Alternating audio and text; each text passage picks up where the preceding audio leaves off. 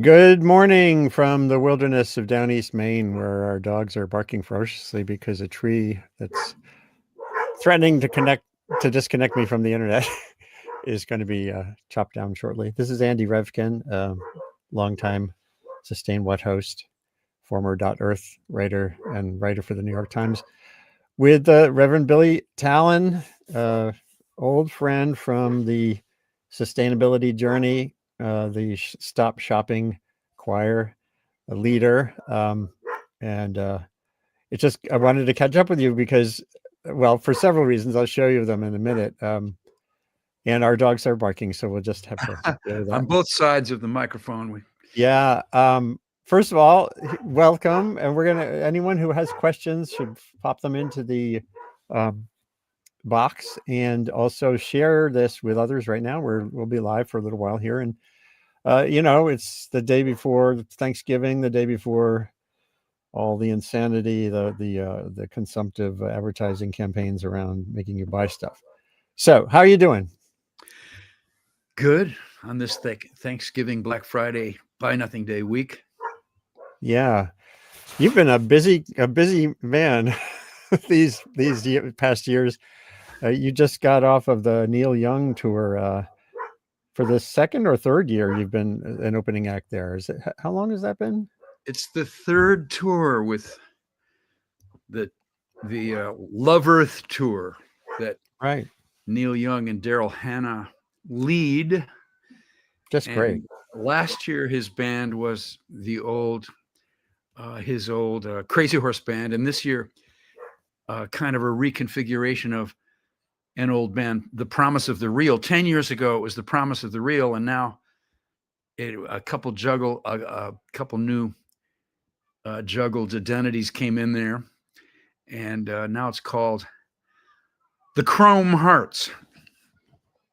Neil Young and the Chrome Hearts. That was this year's tour, and the picture here is the last year. That's the Crazy Horse tour. Oh, well, let me just play this a little bit. This is from your Stop Shopping Choir YouTube. Hold on a second.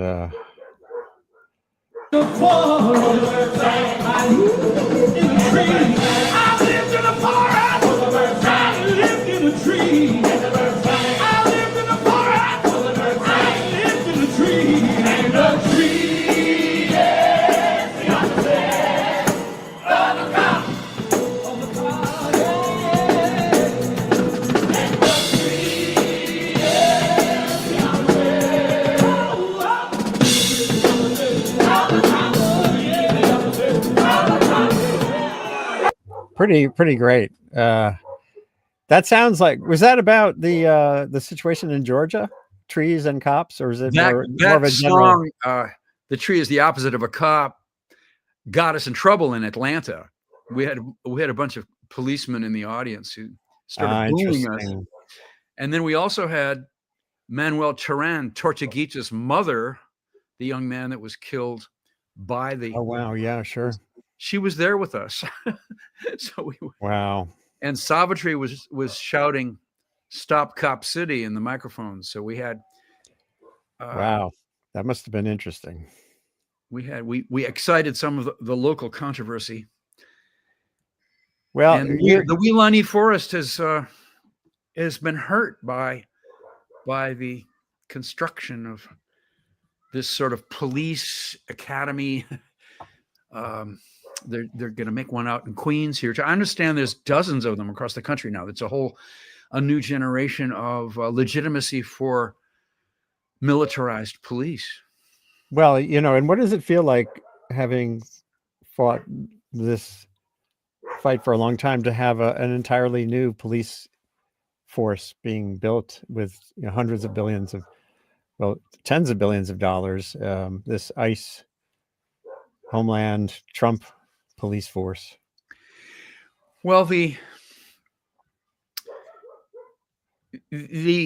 vantage point we have from the opposition to consumerism, it's such a wide embrace of the American culture. We call it the fundamentalist church of the USA, and we always see, Andy, consumerism in the large social changes.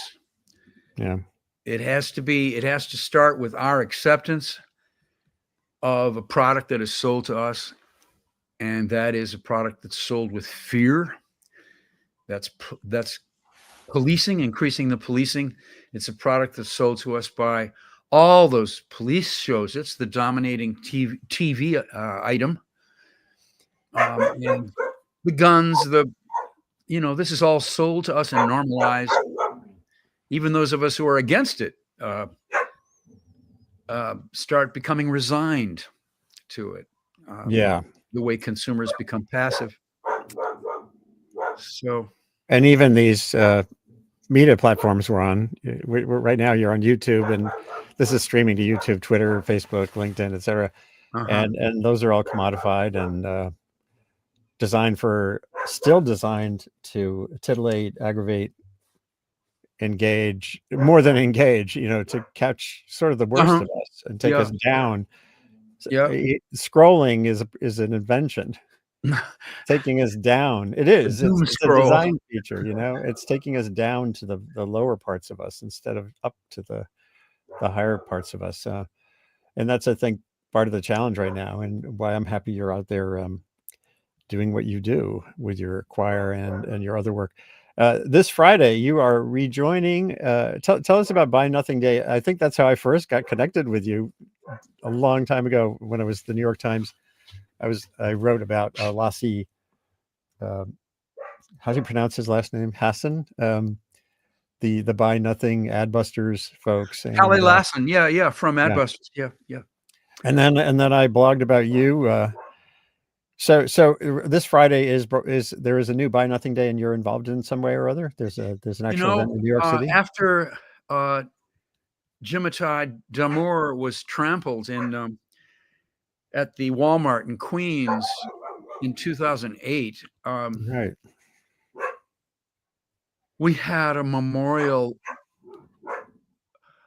The year later, the choir went out to the Walmart kind of on the edge of the Queens on the way to the JFK airport, and had a memorial service and talked to the line of people that were there. And there were cops on horses that we walked into a militarized response by the Walmart company. And, there we were just getting off the subway, and there are all these cops on horses waiting for us, as if somehow we would be violent in remembering this man who was trampled by the ferocious invasion of the front door of that Walmart by people wanting that $99, flat screen TV. Right.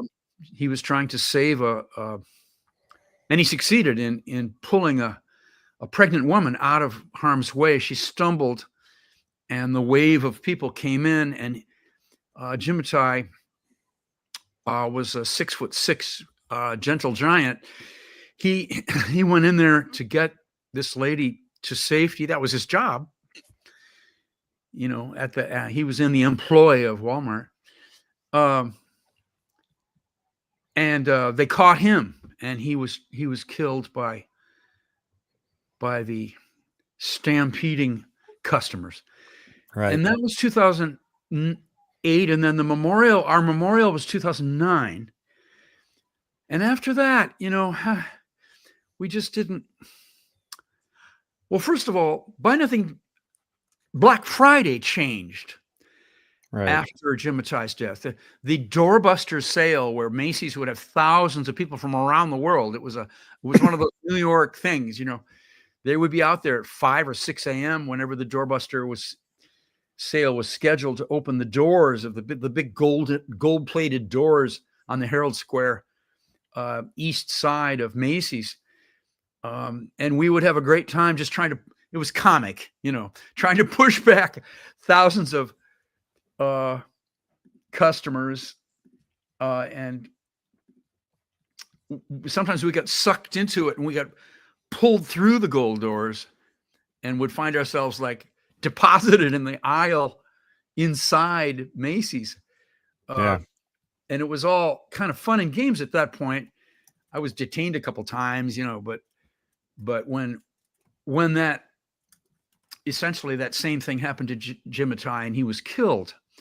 So it just kind of didn't. And then the internet was coming. So the doorbuster became dated anyway, the opening the sale at a given time and place. Time and place was erased, right? By what we're experiencing, you and me right now. Yeah, really. So now this year we're coming back again. And why? Because there are all these young people who are neo-Luddites, Andy. And they just had a big article in the Times. They're called the Lamp Club. And they are they're smashing iPhones and big rituals in public. And it just makes Savitri and me smile, I hadn't caught up with this story yet. So Lamp Club and you are collaborating. Here they are in the New York Times. Yeah. Here they are. They're dressed up like Yeah. elves. Oh, that's so interesting. And now that leads me to the article that spurred me to reach out to you today by a journalist who you may know, Lloyd Alter. He's been on this sort of stop shopping beat essentially for a long time. He's focused on sustainable housing and the like. But he did a piece on his Substack this morning, buy a new phone and save the economy. And he was inspired to do this. He says, how about no? The world will survive if I don't have an M5.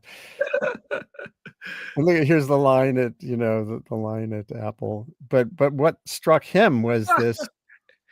What struck him was this piece that CNBC had just a day or so ago. Yes. Americans are holding on to devices longer than ever, and it's costing the economy.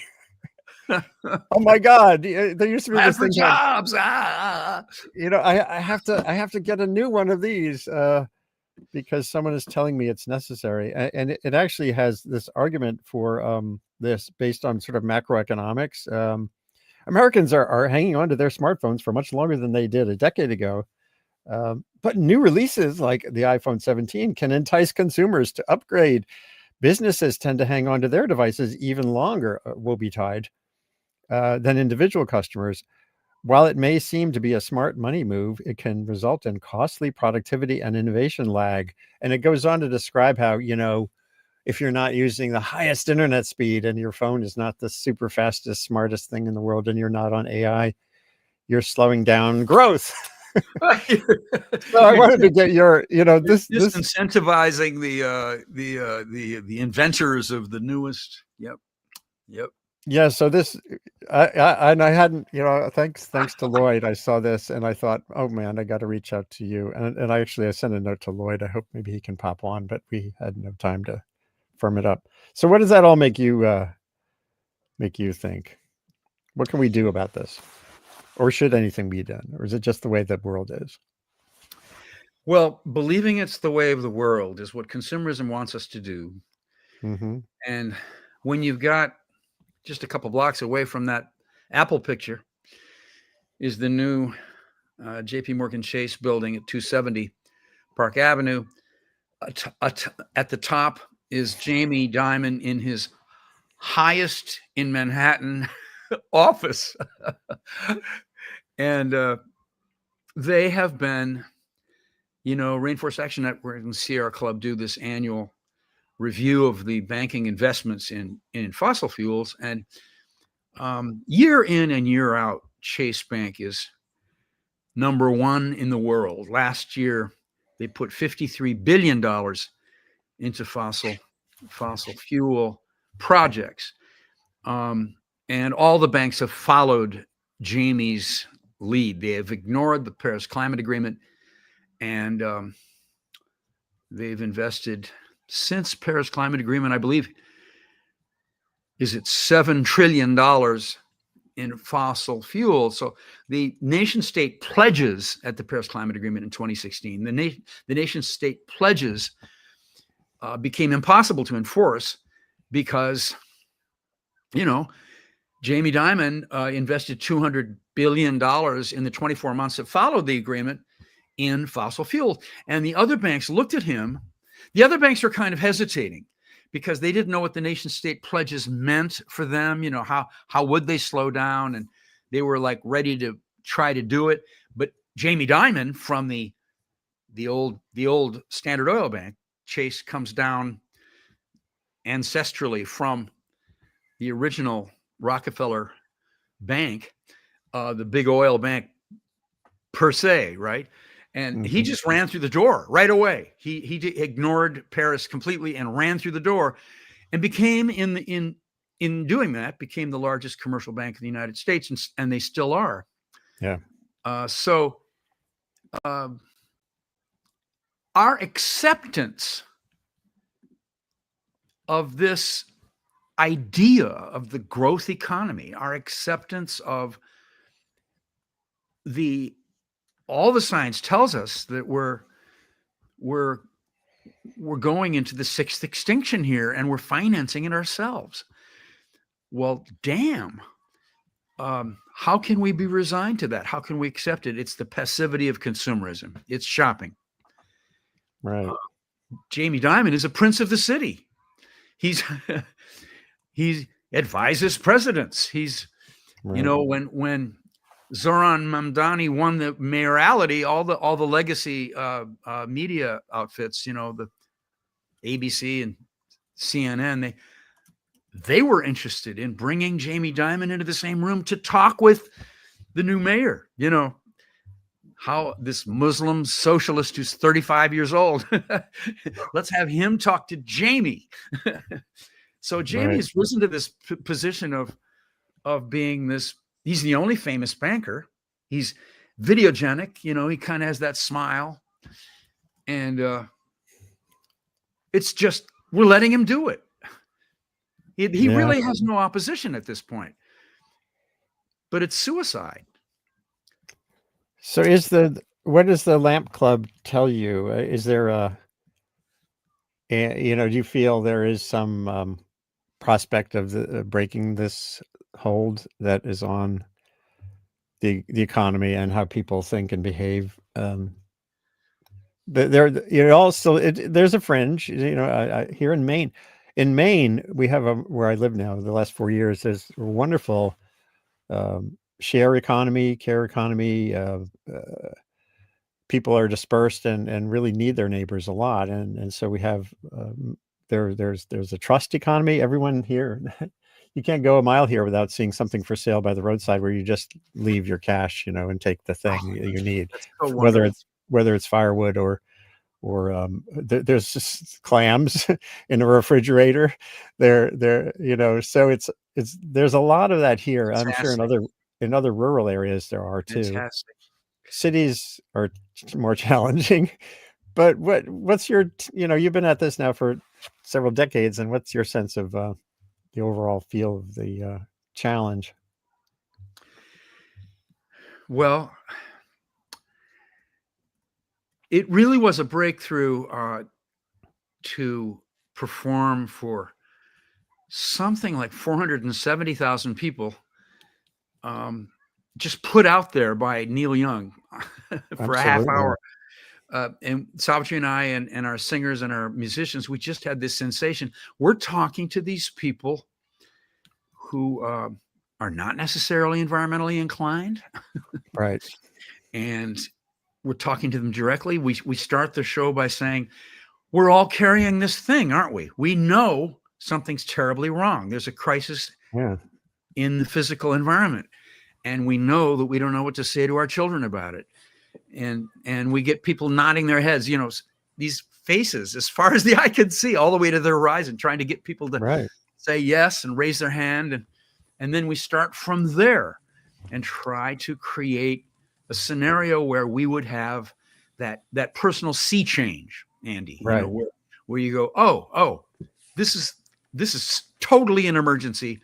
I've got to do something right now. That kind of fight or flight response is what's been disabled by consumerism.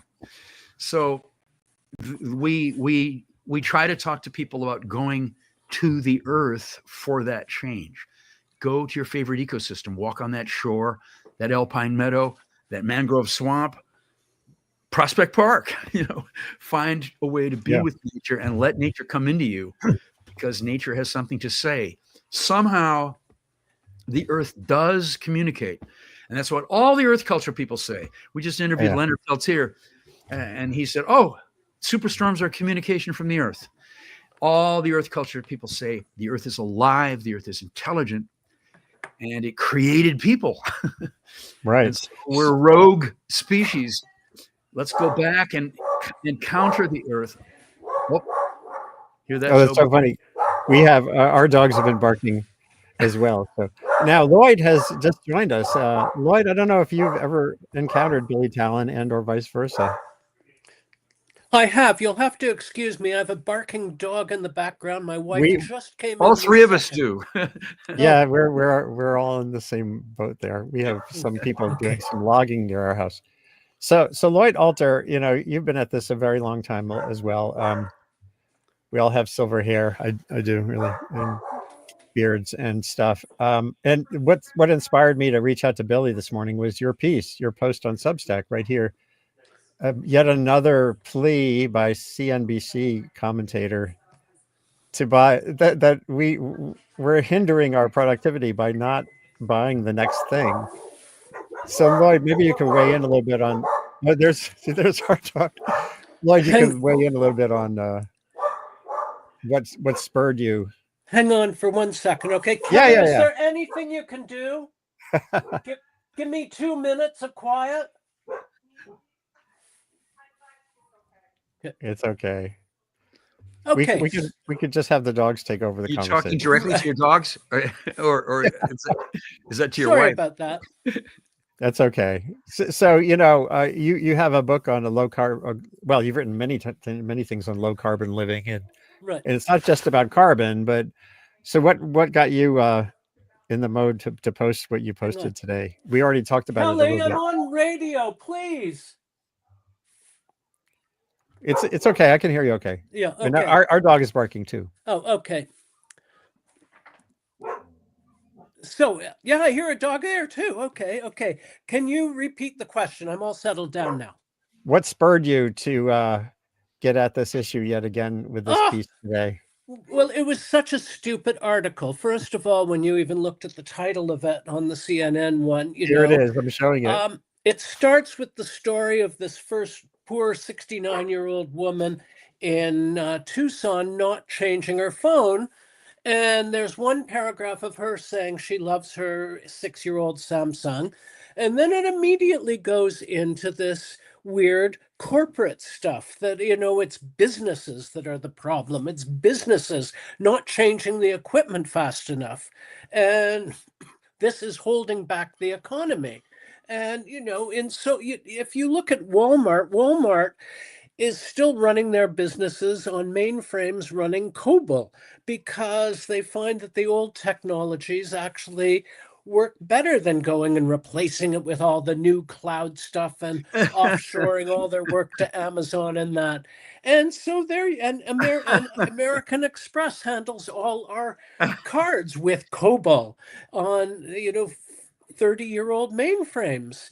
And so this whole thing that's saying, oh God, we're not going to be productive if we're not buying the absolute latest and not living in the biggest cloud and that is silly. And there was this economist, I didn't put her name, who had, not an economist, she was the dean of a business school somewhere in there, that basically, I'm trying to scroll on your screen and obviously I can't, but that I quoted her about this, her line in it, that, we are basically hindering our whole economy by not buying the latest thing. And then it goes back to poor Heather in Tucson, with not buying the latest phone. And of course, this is all incredibly silly, and I've been deluged with comments all day saying, I'm still using my 8-year-old this, I'm still using my 10-year-old this.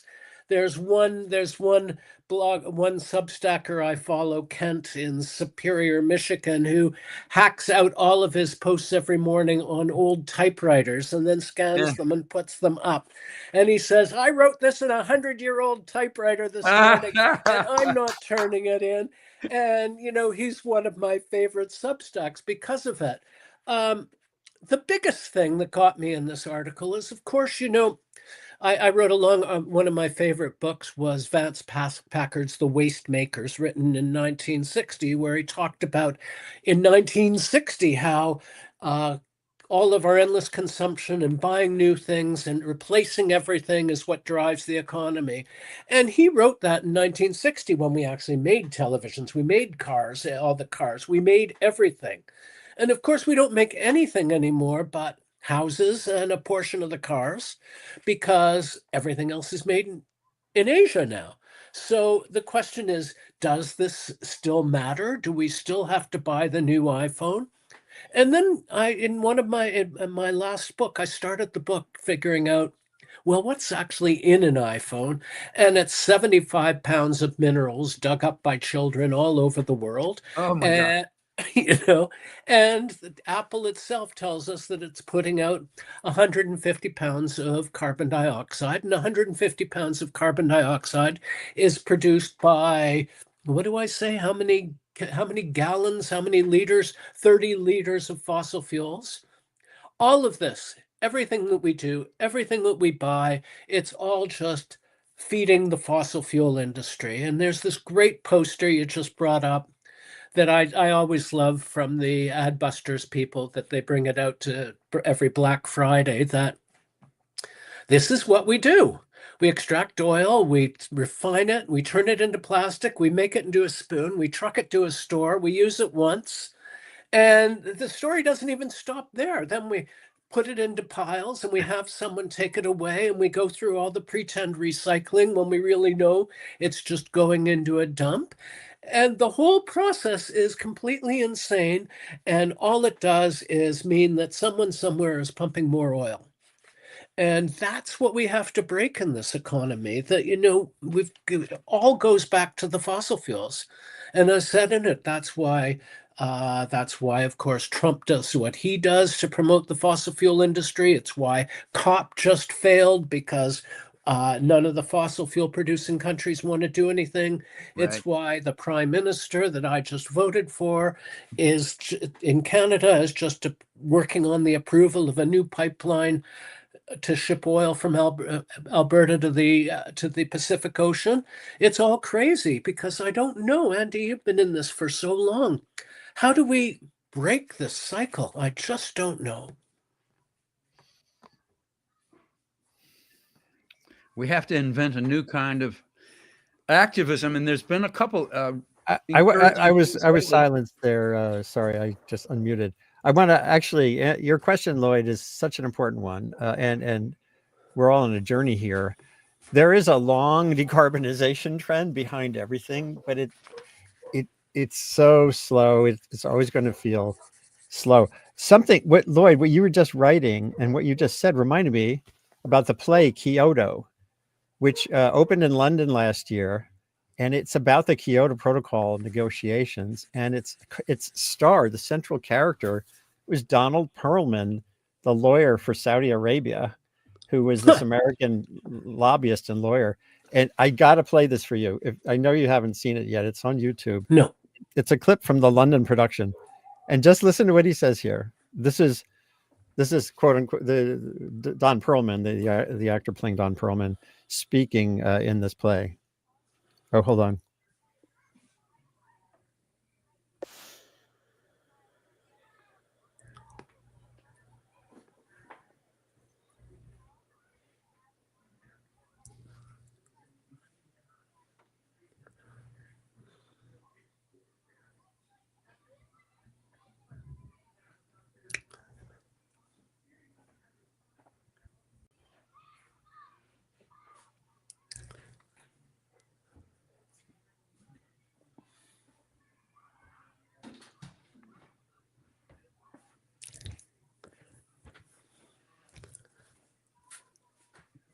No.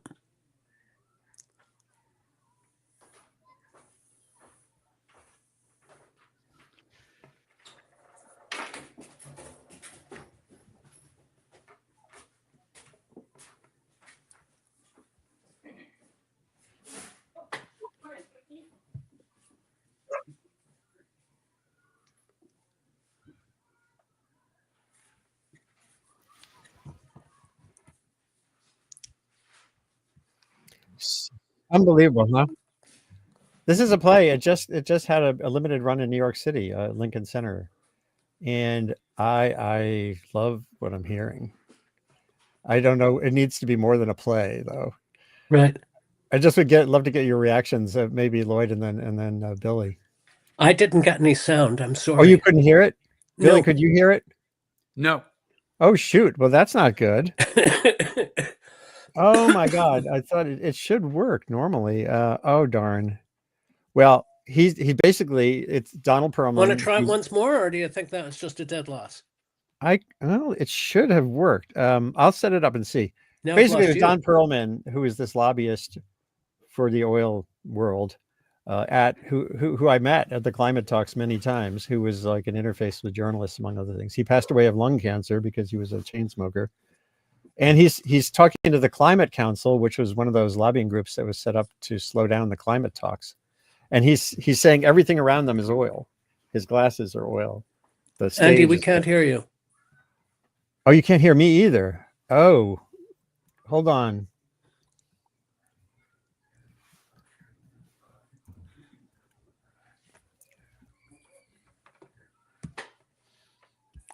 Well, nice to meet you. Hi, Lloyd. How are you? Our dogs have subsided.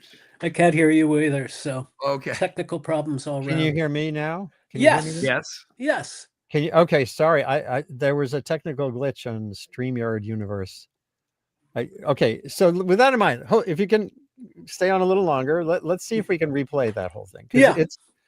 it's worth. As I was saying, Lloyd, and I can edit this for the later version. Lloyd had just talked in his article and on the show about how the oil energy underpins everything, and so any consumptive discussion is really a discussion about energy. Yes. And there was this play that was in it premiered at the Royal Shakespeare stage in London a year ago, and it just had a run on at Lincoln Center.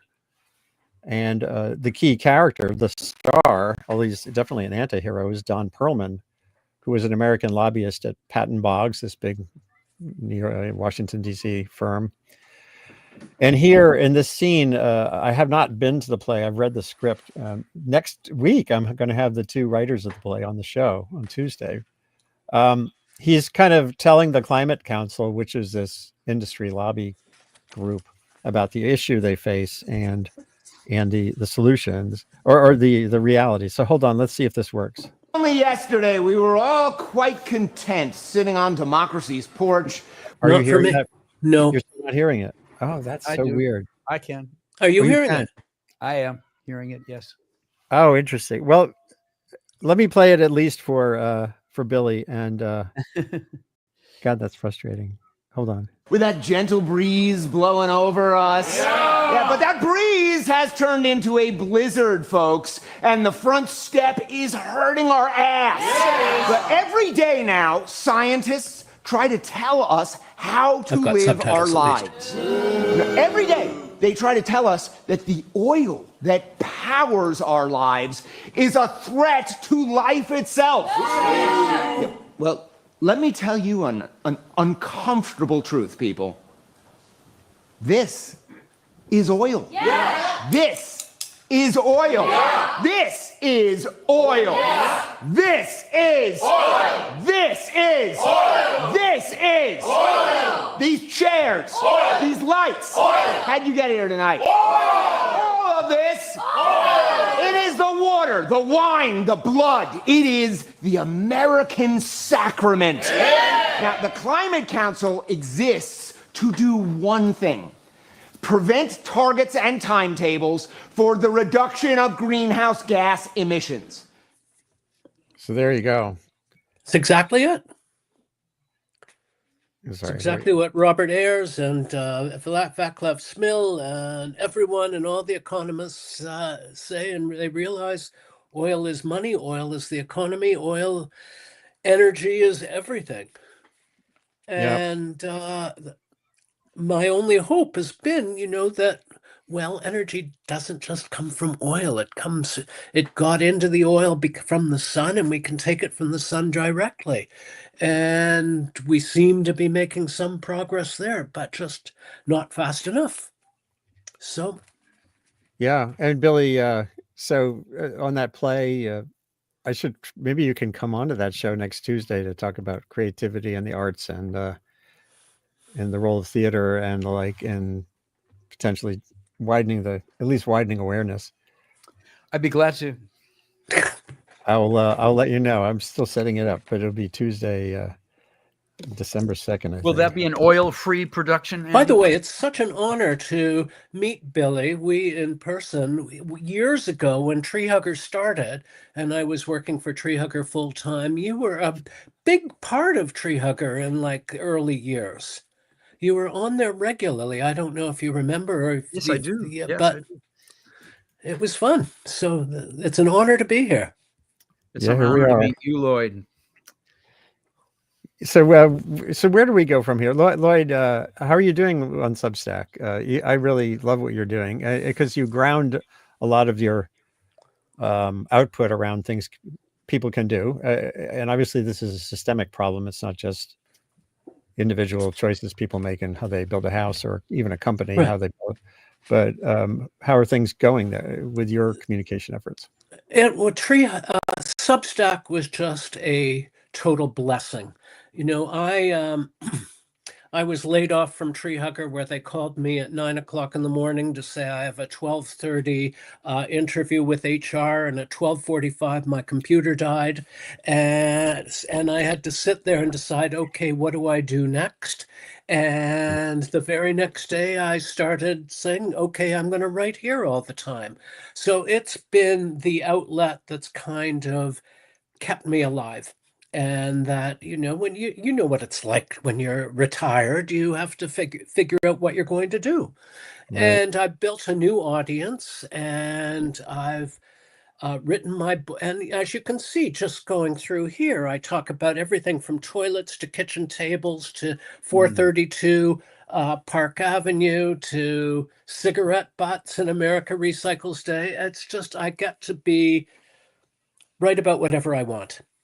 And I think that's great fun. I was late here, didn't see your note because I was at the gym. And so, I get to do these things that I never used to do without the pressure of where Tree Hugger I had to sort of crank out 2 stories a day, Wow. 5 days a week. That So doesn't sound sustainable. I'm loving it. And Billy, I never asked you about your business model. We were talking about the lamp club. What's possible, for communicators like you? And then when you think about the young people you're interfacing with more, how can we maximize the potential for this to get beyond some sort of bubble that we clearly inhabit a lot of our days? Well, we have a couple of positives coming to us from the world that might re-enliven. I'm not getting sound. Oh, again. Are you hearing me, Lloyd? Yes, I'm hearing you. But you're not hearing Billy. God, I'm hearing you both. I'm hearing Now you I both. do. Okay, good. Well, the No, went away again. activism. Are you with me? Lloyd, I hear can you. you hear me? Oh, no. Okay.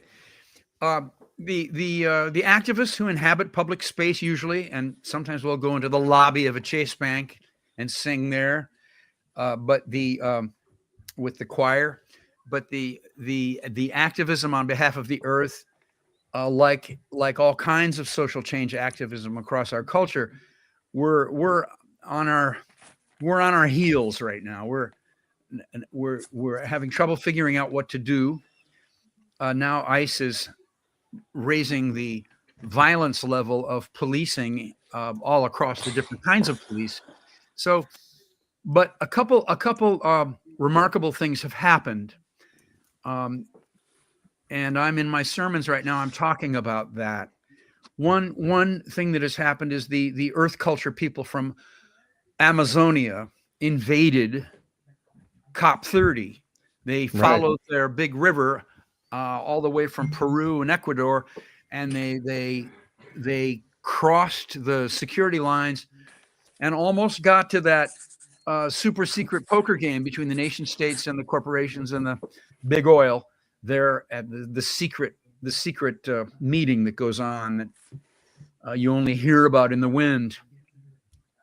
I would say that was a big move, the rise of indigeneity as an activist force. I would say that the No King's Day was a big deal, dressing up like frogs and unicorns and giraffes and donkeys and horses and coyotes. And it was a little bit, you couldn't tell if there was a return to identifying with those animals or not. It really didn't. That would be wishful thinking on the part of a romantic environmentalist to think that there was an actual. It was coming from that one guy in that one frog outfit and that one ice guy who didn't know what to do with him. And the ice guy turned left, and then it became this 7 million person celebration. Everybody with their homemade signs and lots and lots of people dressed up like various kinds of animals. That was encouraging. And that really is. Sorry. The third thing that also has that directness, a bold directness that we've lacked lately, and that is the election of Zoran Mamdani. That 2 million conversations at the doorway, one stranger meeting another stranger, knocking on the door. Can we talk about sheltering? Can we talk about food? How are you doing it in this economy? Do you think you can stay in your own neighborhood? Do you think your children can stay in the neighborhood that they grew up in? Just those 2 million conversations, encouraged by 100,000 volunteers going door to door, that withstood millions of dollars coming in from billionaires that were fueling the attack ads of Andrew Cuomo. I mean, New York was wallpapered with attack ads against this Muslim socialist 34-year-old guy. And those conversations stood their ground. People remembered the direct eye contact. They remembered the laughter together, the sighing together, the sharing of information together, the storytelling. That felt great. And that comes into our activism. It comes into our ability to go into public space around JP Morgan Chase's new skyscraper and shout and sing about what that company actually finances around the world. So there is a wave of encouragement right now. I'm not sure it's shared by a lot of us are just beaten up and passive, but I predict, I'm an optimist about it. Those 3 events are flagship, activist bravery. And it's all about the body. It's all about direct contact, having the ability to break through the veiled electronic veils and plastic veils and deal directly with your fellow humankind. Yeah, I think you're onto something there, and I think what you said about Mamdani's success is really part of it, and also the virality of the passive, peaceful, even humorous protests facing the horrific assaults from ICE. I think that does show the power of people can really still matter. I'm showing one of your Chase events, which again combine humor and serious issues. Howling. Oh, this was howling, Andy. We were howling. I remember.